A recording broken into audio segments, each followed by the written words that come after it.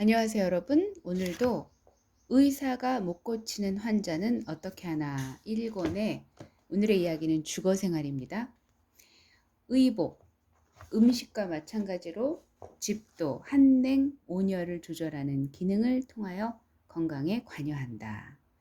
우리 조상들은 자연의 힘을 간직한 황토로 벽을 만들고 습도 조절은 물론 통풍을 가로막지 않는 한지를 이용하여 창을 달았다. 가옥 구조는 북부, 중부, 남부의 각 기후 특성에 따라 각기 다르게 하였다. 3대가 모여 일가를 이루어 살면서 위아래가 모두 서로 존중하고 아끼는 마음을 가옥 구조에 반영하였다. 우리 옛 집들을 살펴보면 섬세한 마음 씀씀이에 놀라게 된다. 선조들이 살아가면서 얻은 지식과 경험을 토대로 터득한 지혜가 종합적으로 나타난다는 것이 우리의 집이다. 서양 사람과 우리 민족은 체질이 다르다. 따라서 건강법과 질병치료법도 다를 수밖에 없다. 기본적으로 우리는 체질이 따뜻한 반면 서양 사람은 차다.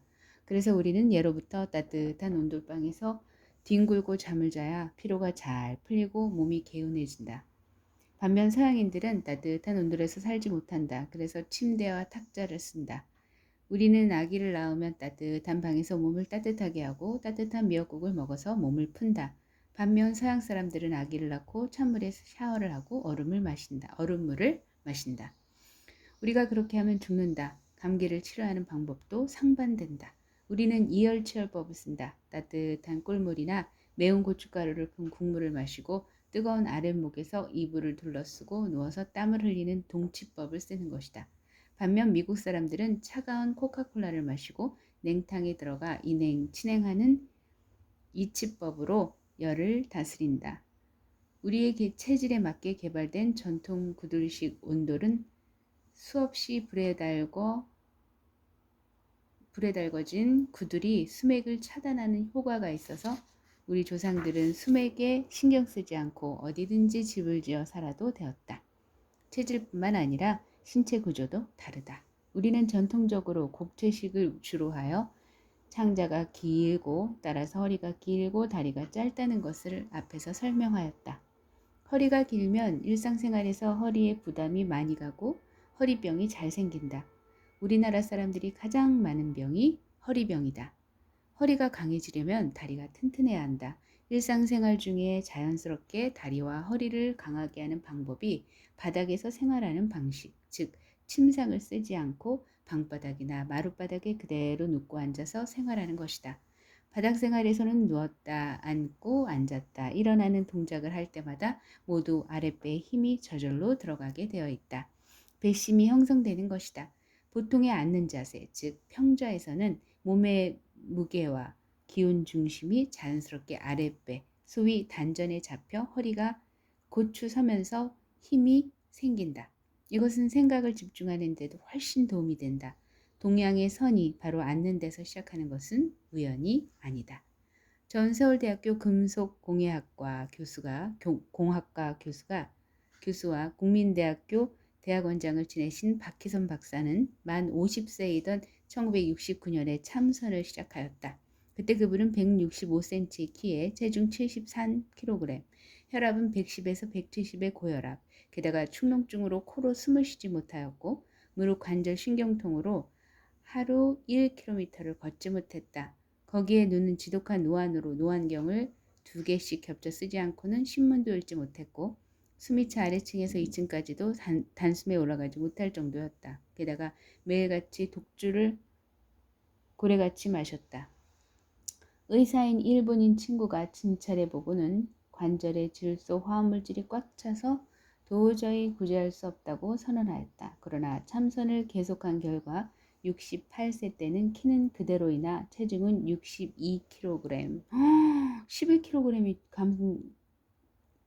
감소한 건데요. 혈압은 80에서 85, 110에서 170이었죠.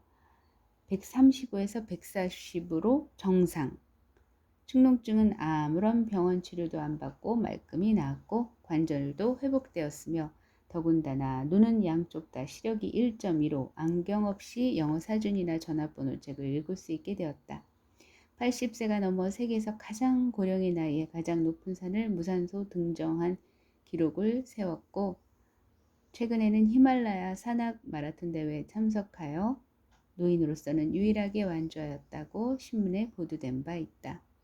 물론 이런 탁월한 결과는 단순히 앉는 것만으로 된 것은 아니고 거기에 호흡법과 마음 집중법 등이 더해진 결과이지만 그 근본은 앉는 자세가 바탕이 된 것이다. 가장 바른 자세인 정좌는 끌어안는 자세인데 부인이 임신했을 때 정좌하면 모체가 가장 안정된 상태, 즉 충실하고 활발한 상태가 되므로 태아도 정신적, 육체적 순조롭게 성육하여 튼튼한 아기를 낳고 순산하며 젖도 잘 나온다. 침대와 의자를 쓰는 입식 생활을 하는 사람이 많아지면서 요통 환자가 증가하는 것은 잘못된 생활 방식의 당연한 결과이다. 자식 생활을 하지 않은 사람들은 가부좌를 틀고 앉지도 못한다. 미국 버클리 대학의 교수인 갤런 클런치라는 사람도 바닥에서 생활하는 자식 생활과 온도를 의자에 앉아 지내는 입식 생활보다 좋은 것으로 추천하고 있다고 한다. 바닥 생활의 인사법이 절이다. 절을 하면 다리, 허리, 척추, 사지 모두 굴신되면서 전신 운동이 되어 건강에 그만이다. 불교식 108배를 매일 하면 다른 운동을 따로 할 필요가 없을 정도로 좋은 건강법이 된다. 특히 당뇨병은 그것만으로도 치료가 될 정도이다. 법원에 근무하는 어느 부장판사는 심한 당뇨로 입원해 있으면서 병원에서부터 108배를 시작한 결과 18일 만에 정상으로 회복된 체온기를 법원 내부 전산망에 올린 바 있고 주위의 많은 당뇨병 환자들에게 권유하여 계속 현저한 효과를 확인하고 있다고 한다. 음식법으로 인한 몸의 구조가 주거 형태를 비롯하여 여러 생활 방식에 영향을 미치며 상호 연관되어 있다는 것을 본다. 바닥에서 생활하는 습관은 온돌뿐만 아니라 부엌 구조, 변소 구조, 세탁, 청소 등의 자세와도 연관되어 있다. 전통 부엌은 쪼그려 앉아 불을 떼게 되어 있다. 변기도 쪼그려 앉게 되어 있다. 빨래도 마찬가지다. 청소도 무릎을 꿇거나 쪼그려서 하게 된다. 이런 생활을 하면 하체와 허리가 저절로 강해진다. 변도 잘 보게 되고 자궁도 튼튼해진다. 그 결과 많은 아이를 낳아도 순산할 수 있었다. 아이를 낳을 때도 쪼그려 앉는 자세가 우리의 전통적인 출산법이다. 쪼그려 앉는 자세가 조선 여인의 가장 일반적인 분만 자세로 알려져 있다. 저는 이거 몰랐습니다. 프랑스의 전통적인 분만 자세도 쪼그린 자세라고 한다. 쪼그린 자세는 누워 앉는 자세보다 자연 분만에 한결 적합하다. 맞아요. 누워서 낳는 거는 제가 경험을 해본 바로는 너무나 폭력적입니다.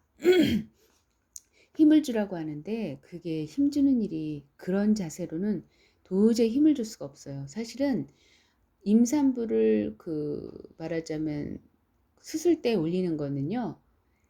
진짜 의사들을 편의를 위한 그런 시스템이라는 걸 여러분 아셨어요? 그렇다고 합니다. 쪼그린 자세는 누워 앉는 자세보다 자연분만에 한결 적합하다. 현재 우리나라 대부분의 산부인과에서 권하는 누운 자세는 산모가 아래로 힘주기에는 나쁜 자세이고 의사가 관찰하고 제왕절개 수술하기에만 편한 자세이다. 여기 나오네요. 그리고 제가 그림책에서 아가야 안녕이라는 책을 읽어드렸는데 그것과 더불어 함께 혹시 손자 손녀를 앞으로 만나게 되실 분들을 위한 안내 책서에 가까운 샘터 출판사에 나온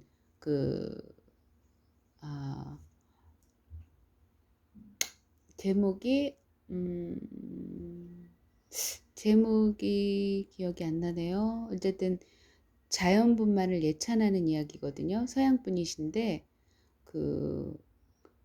지금의 산부인과에서 하는 행위들은 완전 폭력적이다. 애기한테도 매스미디어, 그다음에 빛 조명 이런 것들에 대한 엄청난 날카로운 비판을 하는 그런 책이거든요.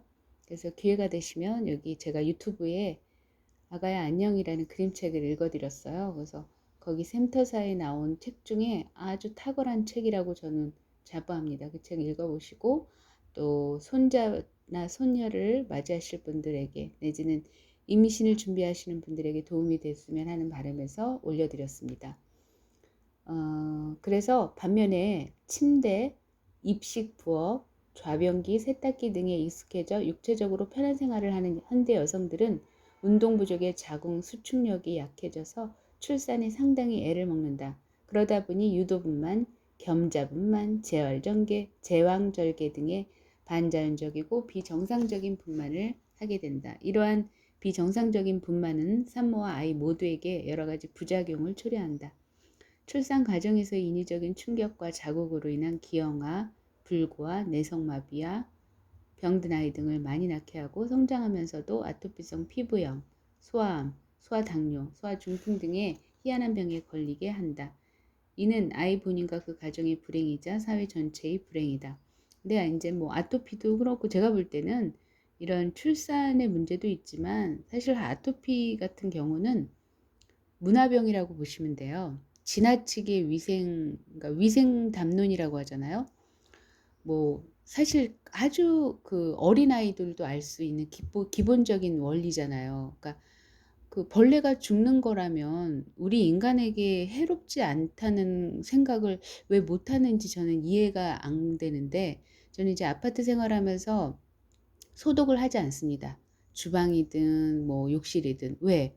그게 무치, 뭐 무색, 뭐 무향, 뭐 똑같은 말이네요. 무치. 어쨌든 그런 성분이라고 하는데 어쨌든 벌레를 죽이잖아요. 근데 그거를 그렇게 막 쉽게 한다는 것 자체가 좀 저로서는 조금 이해가 안 돼요. 그러니까 왜냐하면 생명은 동일선상에 있잖아요. 벌레도 생명이고 인간도 생명이고 모든 게 다 생명인데 그 작은 생명이 죽어나간다는 거는 당연히 우리 인간에게도 그닥 좋은 효과를 줄 수는 없겠죠. 근데 그럼에도 불구하고 박멸을 외치고 막 그런 거에 막 정신을 쏟고 막 이런 게 저는 좀 이해가 안 가는 게, 그리고 우리 인체에서도 사실은 균이 많아요. 그리고 정상적인 균과 해악한 균이 서로 공존하고 있습니다. 그래서 이제 그 균형이 깨졌을 때 그때 발병이 생기는 거거든요. 그거를 조율해 주는 게 바로 침뜸인데 근데 이상하게 이 현대인들은 약간 좀 되게 박식한 것 같으면서도 아주 기본적인 걸 모르는, 좀 말도 안 되는. 그래서 저는 많이 아는 것이 중요한 게 아니라 삶에서 지혜라고 하는 것은 많이 아는 것, 어떤 뭐 학력이 높은 게 지혜가 아니고 어떤 그 생명에 대한 생명관, 그런 거를 기본적으로 알고 있는 사람, 그런 사람은 그런 말도 안 되는 위생 담론에 이렇게 좌지우지 되진 않을 거라고 보거든요. 그래서 어쨌든 정말 여러모로 이 현대는 정말 복잡하면서 쓸데없는 그 뭐라고 할까요? 홍수 같은 그 정보에 너무 쉽게 노출되어 있고, 저부터도 사실 그거 그렇긴 한데 그거를 많이 스스로 절제하려고 노력은 하나 뭐 그게 얼만큼 그게 실행이 되는지 저 자신도 의문인데, 사실 이 핸드폰을 사실 뭐 갖고 있지 않으면 자유로울 수 있을 텐데, 그죠? 이 현대인들은 또 그걸 또 그렇게 못 하잖아요. 사회생활 하는데 어려움을 느끼니까. 어쨌든 이게 참 이게 울며 겨자 먹기의 그런 형식이 돼 버렸는데 좀 안타깝죠. 네. 한국의 제왕절개 출산 비율은 2000년대 초를 기준으로 40%를 상회한다. 이는 세계보건기구 권고치인 10%를 4배 이상 초과한 것이다. 제왕절개 비율이 비교적 높다는 미국의 23%, 일본과 유럽의 20%에 비교해 보아도 너무 높은 수치이다. 이는 산모와 태아의 위험도 때문이라기보다는 의사의 기술 부족, 이윤 추구하는 행태. 이거 바로 나오네요. 의사의 기술 부족과 이윤 추구. 사실은 이 일뿐만이 아니에요. 이게 출산에 관련된 일 말고도 사실은 그 응급실에 가면요, 하지 않아도 되는 그런 과잉 진료들을 굉장히 많이 하잖아요. 과잉 진료를. 그리고 사실 의료사고로 평생을 진짜 식물인간만도 못한 삶을 사시는 분들이 주변에 너무너무 많아요. 그래서 사실은 병원은 병을 만든다는 말이 정말 우리가 곱씹고 곱씹어야 되고, 한 사람 한 사람이 내가 깨어나고, 그리고 내가 나를 스스로 구원해 줄 수 있어야, 그리고 또 그 구원한 자기 자신을 스스로 구원한 자만이 타인을 구원할 수 있다고 생각되거든요. 근데 사실 눈먼 자들이 구원한다는 것에 대해서 그걸 절대적인 믿음을 갖고 있다는 것 자체도 너무 안타까운 현실이죠. 지금 오늘날의 시대가. 높은, 그런 말하자면 뭐 학력을 가졌다고 해서 그런 사람에게 맹신할 게 아니라, 정말 나에게 맞는, 또 그러니까 환자라는 말을 전 별로 좋아하지 않는데, 내담자 내지는 아픔을 호소하는 사람들에게 과연 무엇이 어, 바람직한 건지, 어떤 본치를 하는지 표치를 하는지 스스로 묻고 답하는 그런 기회가 꼭 와야 한다고 저는 봅니다. 이는 산모와 태아의 위험도 때문이라기보다는 의사의 기술 부족과 이윤 추구를 하는 행태, 요즘 산모들의 진통과 난산을 두려워하는 심리 상태가 가세한 탓이라는 견해가 있다. 여기다 산모들의 평소 잘못된 생활 습관으로 아기 낳는 힘이 약해진 것도 중요한 원인이라는 것이 나의 생각이다. 그렇죠. 뭐 오곡밥을 열심히 드신다거나 채식 위주의 식단을 하시면 그렇게 어려움이 없을 거예요. 근데 대부분 그렇지 않죠. 서구식 식단에 노출되어 있어서 뭐 가장 간편한 뭐 피자, 뭐 빵, 우유 이런 거에 많이 유제품 내지는 뭐 빙과류, 설탕, 과다 섭취 뭐 이런 것들이 가장 큰 시급한 문제죠. 몸을 해치는. 그런데 오늘의 현실은 이러한 신토부리의 원리를 무시하고 무조건 콘크리트로 된 아파트나 양옥을 전국 어디서나 똑같이 짓고 있다. 거기에 사용된 각종 건자재는 수년 동안 휘발성 유기 화합물 등 오염 물질들을 내뿜어서 아토피성 피부염, 두통 등 각종 질환의 원인이 된다. 5년이 지나도 없어지지 않는다고 한다고 하네요. 언제나 창문을 닫아놓고 겨울이면 난방을 틀고 여름이면 냉방기를 튼다. 우리 몸은 낮과 밤의 순환에 따라 산, 알칼리를 조절하는데, 이런 생명 원리를 무시해버리고 무조건 편의만을 쫓으니 모두가 병자가 되고 만다. 집안에서는 가족들 간에 각자 고립된 생활을 한다. 핵가족에다가 그마저 의사와 정의 소통이 없으니 마음에서 우선 병이 생기게 되어 집이 사람을 만든다.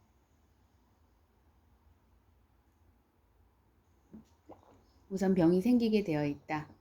그러니까 의사와 정의 소통이 없으니 마음에서 우선 병이 생기게 되어 있다. 집이 사람을 만든다. 침대 생활과 관련한 충고 하나. 요즘은 젊은 사람들일수록 침대를 많이 쓰는 경향이 있다. 그런데 텔레비전 드라마를 보면 침대 생활은 여러 가지 용도 때문에 크고 높은 베개를 필수적으로 동반하는 것 같다. 그러나 잠잘 때 높은 베개를 베는 것은 절대 좋지 않다. 생각해보라. 사람은 낮에 서서 주로 활동하는데 머리가 대체로 앞으로 수그러진 상태가 되므로 경추와 척추가 같이 앞으로 구부러진다. 그래서 거북목 같은 자세를 한다. 책상이나 컴퓨터 앞에 앉아서 일을 하는 사람들은 특히 그렇다. 그 자세를 오랫동안 유지하면 목뼈를 지탱하는 목 뒷부분의 근육과 인대가 과도한 힘을 받아서 팽팽하게 당겨지게 되고, 만성화된 근육과 인대가 비정상적으로 늘어나 목, 어깨, 뒷머리가 아픈 증상이 나타난다. 이른바 거북목 증상이다. 이러한 현상이 오는 것을 막으려면 적어도 잠잘 동안만은 목을 펴주어야 한다. 어떤 자세로 인해서 생긴 피로와 부담을 가장 빠르고 쉽게 풀어주는 방법은 반대 자세를 취하는 것이다. 예컨대 우리가 학교 다닐 때 벌을 설 경우 두 팔을 높이 들고 오래 있음으로써 팔이 아프고 힘들어진 것을 가장 쉽게 해소하는 방법은 팔을 내리는 것이다. 이것이 요가에서 말하는 까르마의 법칙이다. 낮에 앞으로 수그려져 비정상적인 상태에 쌓인 척추, 경추, 두뇌의 피로를 풀어주려면 잘 때는 될 수 있는 대로 척추와 경추가 직선이 되도록 자세를 취하는 것이 좋다. 그러려면 베개는 낮을수록 좋다. 그런데 높은 베개를 베면 이것이 안 된다. 오히려 낮의 자세가 그대로 유지된다. 우리 조상들은 고침단명이라고 해서 베개가 높으면 명이 짧아진다는 교훈을 남겼다. 옛날 삼천갑자 동방사기는 종이 한 장을 베고 잤다는 이야기가 있다. 종이 한 장을 베고 자라는 게 뭐겠어요? 베개를 베지 않아도 된다는 얘기겠죠. 네, 그렇습니다, 여러분. 그래서 우리가 아는 그 지식들이 과연 누구를 위한 지식인지를 한번 자문하는 그런 시간을 가져주셨으면 감사하겠습니다. 감사합니다. 좋은 하루 되세요.